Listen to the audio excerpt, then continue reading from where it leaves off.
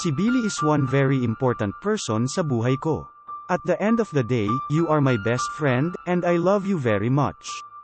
With those heartfelt words, Vice Ganda and Billy Crawford officially ended their rift that first caught public attention in 2021. Billy and his wife, Colleen Garcia, along with their son, Amari, graced its Showtime on Thursday, November 10, 2023, much to the surprise of viewers from the studio and on television. Billy and Colleen used to be part of its Showtime. Their love story also blossomed while co-hosting the noontime program. Vice told viewers, "Billy's presence here today and the madlang people knowing that we're okay, baka mag-inspire to sa inyo na mag-heal din. Baka it's about time. Baka kaya nyo na rin na makipag-reconcile lalo na doon sa mga taong mahalaga sa inyo." Billy, meanwhile, stressed how significant its Showtime is and the people behind it in his life, both personally and professionally. "Nahanap ko ang aking asawa at nabuo ang aking pamilya dahil sa programang ito," said Billy. "Para sa akin, it really doesn't matter kung saan ka. Mahal namin ang isa't isa.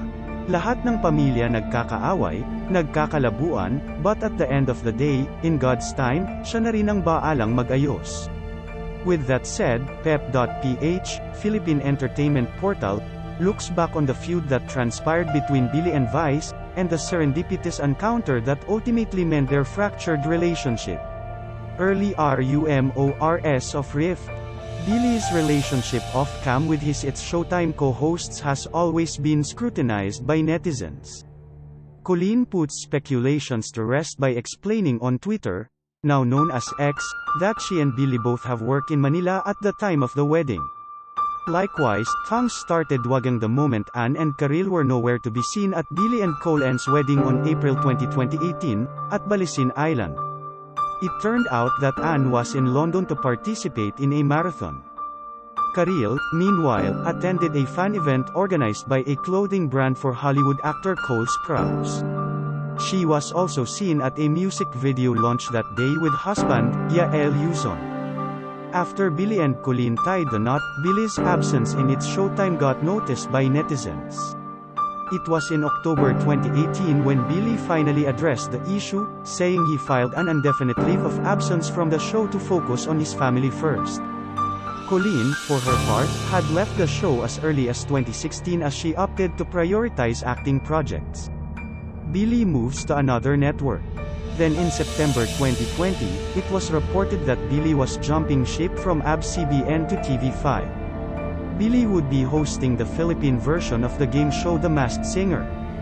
What's more, Billy was added as one of the hosts of the noontime show, Lunch Out Loud, putting him in direct competition with It's Showtime. Billy, for the longest time, was part of It's Showtime, joining the program in 2011 as part of the hosts alongside Vong Navarro, Ann, and Vice. While surprising for some, Billy's move wasn't entirely unexpected given the prevailing circumstances at the time.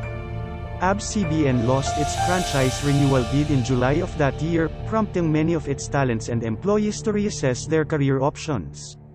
Worst, the COVID-19 pandemic was in full swing, and entertainment was one of the hardest-hit industries, leaving many artists and personnel working behind the scenes scampering for projects to keep them afloat. Some of the Kapamilya stars who moved networks were Pokwang, Beauty Gonzalez, and Bea Alonzo. "Definitely loyalty will not put food on the table. I tell you that," Billy told Pep.ph, Philippine entertainment portal, explaining his decision to accept offers from rival networks. "Yung makikita mong yung pamilya mong may kailangan pa at hindi ka na secure kung nasaan ka, gagawa ka ng paraan para maiahon lahat ng taong mahal mo sa buhay." Billy, together with wife Colleen, graced Vice's online talk show, Gandang Gabi na Vice. The same month news came out that Billy was transferring to TV5. All was well between Billy and Vice, with the latter wishing the former good luck in his new home. "At alam mo, sa pamilya, di ba, meron kang kapatid na lilipat ng bahay," Vice told Billy and her listeners. "Pero hindi porket lilipat siya ng bahay, hindi mo na siya kapatid, hindi mo na siya kapamilya, hindi mo na siya mahal. Kaya kahit lumipat ka ng bahay, kahit saang bahay man tayo magpunta, magkakapamilya. Family kita, at mahal na mahal kita."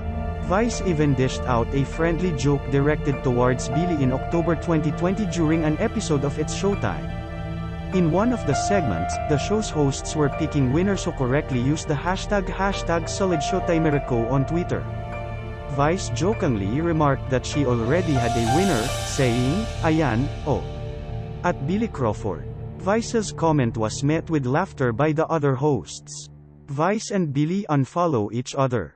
In November 2021, eagle-eyed netizens noticed Vice and Billy stopped following each other on Instagram. What led to this sudden rift between the two friends? First, talks were abuzz that Vice and Billy were no longer communicating since his departure from its Showtime. It can be argued that former colleagues, whether in showbiz or not, go through this process as they cease spending more time together. It doesn't necessarily follow though that they're no longer friends. However, the departure of its Showtime director Bobet Vidanes seemingly drove a wedge between Billy and Vice. Bobet quit its Showtime in November 2020 and was tapped to serve as a creative producer to launch Out Loud co-hosted by Billy with Bayani Agbayani and Alex Gonzaga. Bobet initially cited health reasons and not money behind his decision to leave its Showtime. Vice seemingly didn't buy Bobet's explanation and was perceived throwing subtle jabs on air and online against the director. Then on November 5, 2021, Bobet posted on Instagram a photo of him hanging out with Billy and another former It's Showtime mainstay, Kim Atienza. Bobet captioned his post with, published as is, "We are together, forever, good friends.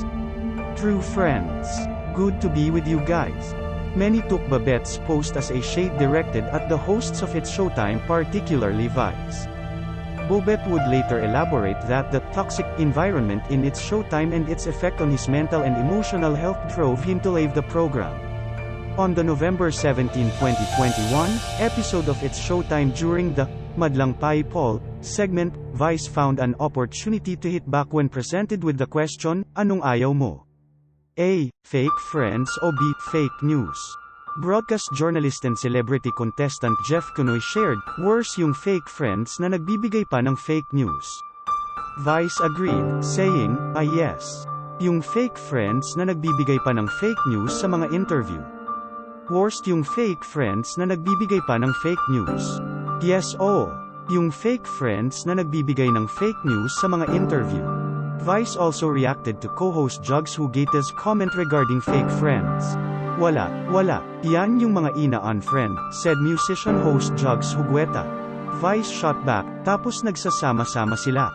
Lunch Out Loud changed its name to Tropang LOL before bowing out on air on April 29, 2023. Road to Reconciliation. Billy, in an interview in July 2022, shared that he hasn't communicated with former It's Showtime colleagues. "Hindi pa kami nag-uusap-usap," Billy admitted, pertaining to Ann and Vice. "Si Vong nakausap ko noong isang araw. Nagtawanan kami. Sabi ko batiin niya ako.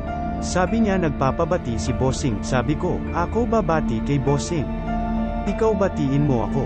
Billy also brushed off the competition between him and his show and It's Showtime, and asked the public to just enjoy what both programs have to offer. "We're not here to compete. Nandito kami para magpasaya. Nandito kami para magbigay tulong sa mga manonood. Nagagawa na namin yun at nabigyan pa kami ng pagkakataon na lakihan ang aming pamilya, nalakihan ang oportunidad namin na makatulong," enthused Billy. In August 2023, Billy was asked about the possibility of him returning to It's Showtime now that he has no existing noontime show. He pointed out that he has no problem appearing at any noontime show, whether it's Showtime or Eat Bulaga. The TV host singer-dancer also underlined that he has no bad blood with ABS-CBN despite leaving the network in 2020. At the Preview Ball 2023 in September, Colleen downplayed the nagging rumor between Billy and Vice, saying, "Parang ano naman yun, it's just like kahit naman yung friends ko during the pandemic and everything, we kinda drift apart." She added, "Kung ano man yun, sa kanila na yun, mas okay na sila na lang ang tanungin nyo. Pero yung sa amin at sa kanila, as of now, wala naman." Cole ends hand in Vice-Billy reconciliation.